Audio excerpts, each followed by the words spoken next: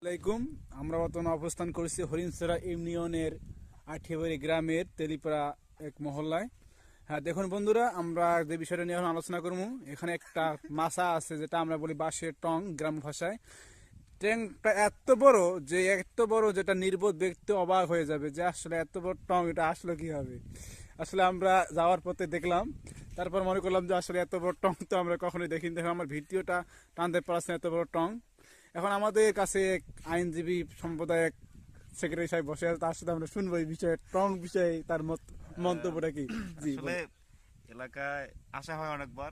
তো এই বিষয়টা আমি আজকে প্রথম মনে হয় লক্ষ্য করলাম যে এত বড় একটা টং, প্রায় 20 হাতের মতো একটা টং এখানে। এটা নিঃসন্দেহে অনেক ভালো দিক, কারণ গ্রামের মানুষ সবাই মিলেমিশে থাকে, একসাথে বসবাস করে।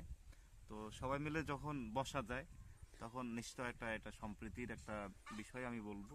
তো এটা পজিটিভ সব দিক থেকে আর কি।